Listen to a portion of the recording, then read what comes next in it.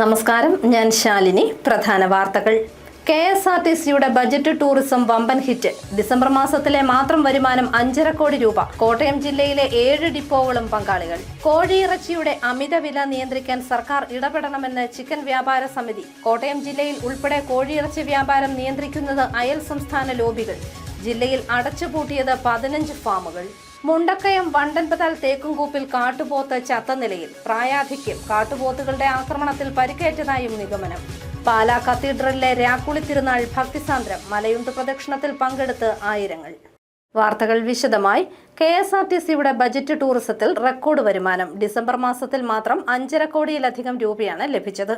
കോട്ടയം ജില്ലയിലെ 7 ഡിപ്പോകളിൽ നിന്നും കൂത്താട്ടുകുളത്തു നിന്നും ട്രിപ്പുകൾ നടത്തി.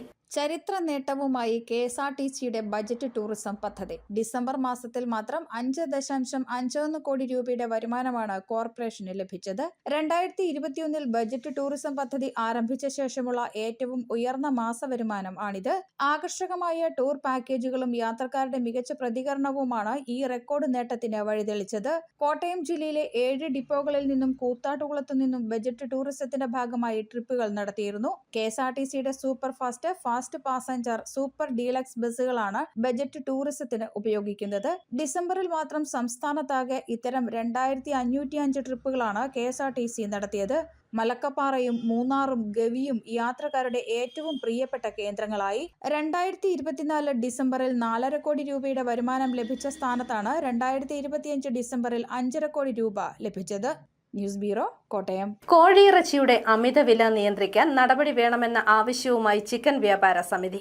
കോട്ടയം ജില്ലയിൽ 180 രൂപയാണ് കിലോയ്ക്ക് ഇപ്പോൾ. വ്യാപാരം മുന്നോട്ട് കൊണ്ടുപോകാൻ കഴിയാത്തതിനാൽ ജില്ലയിൽ 15 വ്യാപാര സ്ഥാപനങ്ങൾ അടച്ചുപൂട്ടിയതായും വ്യാപാരികൾ പറയുന്നു. കോഴിയിറച്ചിയുടെ അമിത വില നിയന്ത്രിക്കാൻ നടപടി വേണമെന്ന് ചിക്കൻ വ്യാപാര സമിതി ആവശ്യപ്പെട്ടു. കോട്ടയം ജില്ലയിൽ ആയിരക്കണക്കിന് വ്യാപാരികളാണ് കോഴി വ്യാപാരം ചെയ്ത് ജീവിക്കുന്നത്. ഒക്ടോബർ, നവംബർ മാസങ്ങളിൽ 140 രൂപയായിരുന്ന കോഴിയിറച്ചി വില ഡിസംബർ, ജനുവരി മാസങ്ങളിൽ 180 രൂപയിലെത്തി. 40 രൂപയുടെ വർധനയാണ് കോട്ടയം ജില്ലയിൽ ഇറച്ചി വിലയിൽ ഉണ്ടായത്. മറ്റ് ജില്ലകളിൽ കിലോയ്ക്ക് 190 രൂപയാണ്. വ്യാപാരം മുന്നോട്ട് കൊണ്ടുപോകാൻ കഴിയാത്ത വിധം ജില്ലയുടെ വിവിധ ഭാഗങ്ങളിലായി 15 വ്യാപാര സ്ഥാപനങ്ങൾ അടച്ചുപൂട്ടിക്കഴിഞ്ഞു. കോട്ടയം ജില്ലയിൽ തന്നെ 75% കോഴി ഫാമുകളും അന്യസംസ്ഥാനക്കാരുടേതാണ്. 25% മാത്രമാണ് ഇവിടെയുള്ള സാധാ കർഷകരുടെ ഫാമുകൾ. നിലവിൽ 90 മുതൽ 100 രൂപ വരെ മാത്രമാണ് ഫാമിലെ മാർക്കറ്റ് വില. എന്നാൽ 190 രൂപ വരെയാണ് ഓരോ വ്യാപാരിയും ഈടാക്കുന്നത്. വിപണിയിൽ കൃത്രിമ ദൗർലഭ്യം വരുത്തി വില വർദ്ധിപ്പിക്കാനായി അന്യസംസ്ഥാന ലോബി നടത്തുന്ന നീക്കത്തിന് തടയിടാനായി സർക്കാർ അടിയന്തരമായി ഇടപെടണമെന്ന് വ്യാപാരികൾ ആവശ്യപ്പെട്ടു.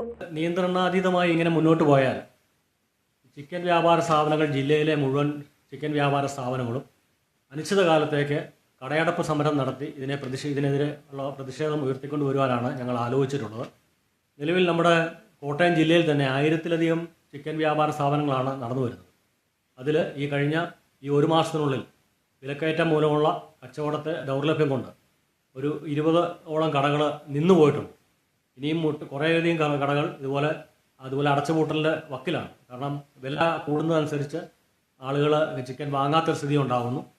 അപ്പോൾ അതുമായി ബന്ധപ്പെട്ട് കച്ചവടക്കാരന് മുന്നോട്ട് പോകാൻ വയ്യാത്തൊരു അവസ്ഥ വന്നിരിക്കുന്നു. അപ്പോൾ അതുപോലെ സുഗമമായ കച്ചവടം നടത്തിക്കൊണ്ട് പോകാൻ ആവാത്ത സാഹചര്യത്തിൽ ജില്ലയിലെ മുഴുവൻ ചിക്കൻ വ്യാപാര സ്ഥാപനങ്ങളും അടച്ചിട്ടുകൊണ്ട് ഒരു സമരത്തിലേക്ക് കടക്കാനാണ് സംഘടന ആലോചിച്ചിട്ടുള്ളത്. നടപടിയുണ്ടായില്ലെങ്കിൽ കടയടപ്പ് സമരത്തിലേക്ക് തൊഴിലാളികൾ നീങ്ങുമെന്നും വ്യാപാരികൾ മുന്നറിയിപ്പ് നൽകി.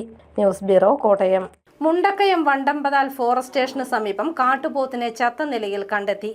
ഇന്ന് രാവിലെ 7 മണിയോടെയാണ് കാട്ടുപോത്തിനെ ചത്ത നിലയിൽ കൂപ്പിൽ കണ്ടെത്തിയത്. മുണ്ടക്കയം കോരത്തോട് റൂട്ടിൽ വണ്ടമ്പതാൽ ഫോറസ്റ്റ് സ്റ്റേഷന് സമീപം കാട്ടുപോത്തിനെ ചത്ത നിലയിൽ കണ്ടെത്തി. ഇന്ന് രാവിലെ പ്രഭാത സവാരിക്ക് പോയവരാണ് കാട്ടുപോത്ത് കിടക്കുന്നത് കണ്ടത്. ഉടൻ ഫോറസ്റ്റ് സ്റ്റേഷനിൽ വിവരം അറിയിക്കുകയും ഉദ്യോഗസ്ഥർ സ്ഥലത്തെത്തുകയും ചെയ്തു. കാട്ടുപോത്തുകൾ തമ്മിലുണ്ടായ ആക്രമണത്തിൽ പരിക്കേറ്റതാവാം മരണകാരണമെന്നാണ് നിഗമനം. 14 വയസ്സ് പ്രായമുണ്ടിതിന്. ശരീരത്ത് നിറയെ മുറിഞ്ഞ പാടുകളുമുണ്ട്. പോസ്റ്റ്മോർട്ടത്തിന് ശേഷമേ യഥാർത്ഥ കാരണം കണ്ടെത്താൻ കഴിയൂവെന്നും ഉദ്യോഗസ്ഥർ പറഞ്ഞു. ജനവാസ മേഖലയ്ക്ക് സമീപമാണ് കാട്ടുപോത്തിനെ ചത്ത നിലയിൽ കണ്ടെത്തിയത്. News bureau, Kanjirappally. പാലാ കത്തീഡ്രലിലെ മലയുന്ത് പ്രദക്ഷിണം ഭക്തിസാന്ദ്രമായി. കത്തീഡ്രലിലെ രാക്കുളി തിരുനാളിന്റെ ഭാഗമായാണ് മലയുന്ത് നടത്തിയത്. പാലാ കത്തീഡ്രലിൽ രാക്കുളി തിരുനാളിനനുബന്ധിച്ച് പ്രധാന ദിനമായ ഇന്നലെ നടന്ന ചരിത്രപ്രസിദ്ധമായ മലയുന്ത് പ്രദക്ഷിണം ഭക്തിസാന്ദ്രമായി. 1.5 ടണ്ണിലേറെ ഭാരമുള്ള മല കിഴുതല്ലൂർക്കാരുടെ കരങ്ങളിൽ ചാഞ്ചാടുന്നത് നയനമനോഹരമായ കാഴ്ചയായി. പുൽക്കൂടിന്റെ പ്രതീകമായ മലയിൽ ഉണ്ണീശോയും വിശ്വവിസ്തപ്പും പരിശുദ്ധ കന്യാമറിയമും മാലാഖമാരും 3 രാജാക്കന്മാരും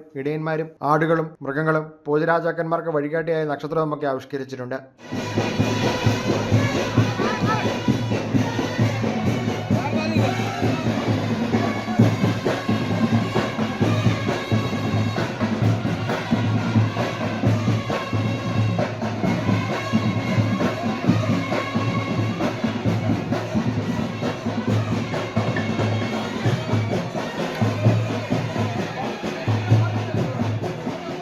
ഇന്നലെ രാവിലെ ബിഷപ്പ് മാർ ജോസഫ് കല്ലറങ്കാടിന്റെ മുഖ്യ കാർമ്മികത്വത്തിൽ വിശുദ്ധ കുർബാന അർപ്പിക്കപ്പെട്ടു. തിരുക്കർമ്മങ്ങളിലും മാലയന്ത് പ്രദക്ഷിണത്തിലും ആയിരങ്ങൾ ഭക്തിപൂർവ്വം പങ്കെടുത്തു. വികാരി ഡോക്ടർ ജോസ് കാക്കലിൽ, അച്ഛൻ വികാരിമാരായ ഫാദർ ജോസഫ് തെങ്ങുപള്ളിൽ, ഫാദർ സെബാസ്റ്റ്യൻ ചമ്മക്കാലായിൽ, ഫാദർ ഐസക് പെരിങ്ങാമലയിൽ, ഫാദർ ജോർജ് തറപ്പേൽ, കൈക്കാരന്മാർ തുടങ്ങിയവർ നേതൃത്വം നൽകി. പ്രദക്ഷിണത്തിന് ശേഷം പാലാ സൂപ്പർ ബീറ്റ്സിന്റെ ഗാനമേളയും ഉണ്ടായിരുന്നു.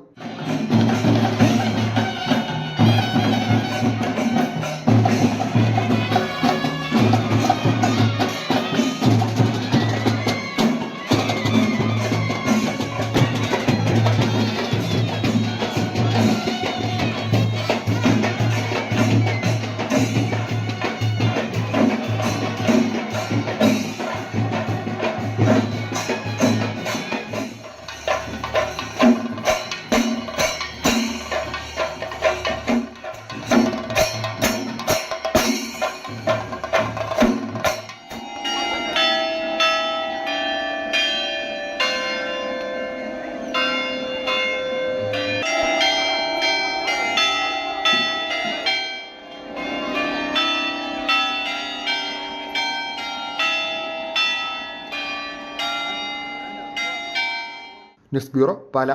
ദേശീയ റോഡ് സുരക്ഷാ മാസാചരണത്തിന് തുടക്കം. സുരക്ഷിതമായി ലക്ഷ്യസ്ഥാനത്ത് എന്നതാണ് ഇത്തവണത്തെ മുദ്രാവാക്യം. ഇതിന്റെ ഭാഗമായി കോട്ടയത്ത് ഡ്രൈവർമാർക്കും ജീവനക്കാർക്കുമായി സൗജന്യ കാഴ്ച പരിശോധനാ ക്യാമ്പ് നടത്തി. ദേശീയ റോഡ് സുരക്ഷാ മാസാചരണത്തിന് തുടക്കമായി. 1 മാസം നീണ്ടു നിൽക്കുന്ന മാസാചരണത്തിൽ റോഡ് സുരക്ഷയെ പറ്റിയുള്ള ബോധവൽക്കരണ പരിപാടികളാണ് ആസൂത്രണം ചെയ്തിരിക്കുന്നത്.